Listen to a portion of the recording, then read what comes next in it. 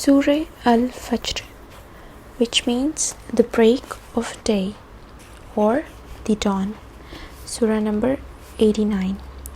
In the name of Allah, the most gracious, the most merciful.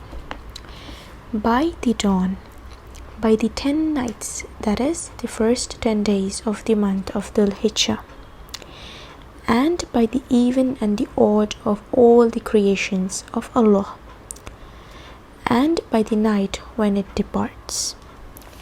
There are indeed in them, the above oaths, sufficient proofs for men of understanding, and that they should avoid all kinds of sins and disbeliefs.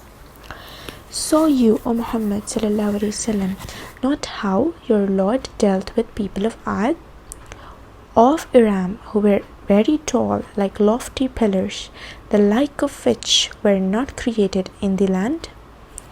And with Thamud people, who hewed out rocks in the valley to make dwellings?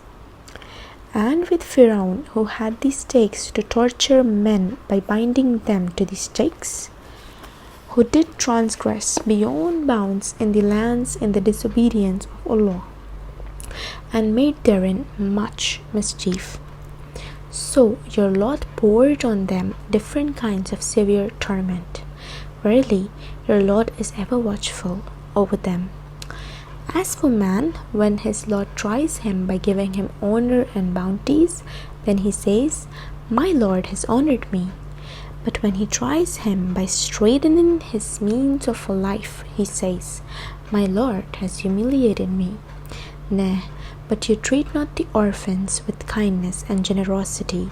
That is, you neither treat them well, nor give them their exact right of inheritance, and urge not one another on the feeding of al-miskin, and you devour the inheritance all with greed, and you love wealth with much love.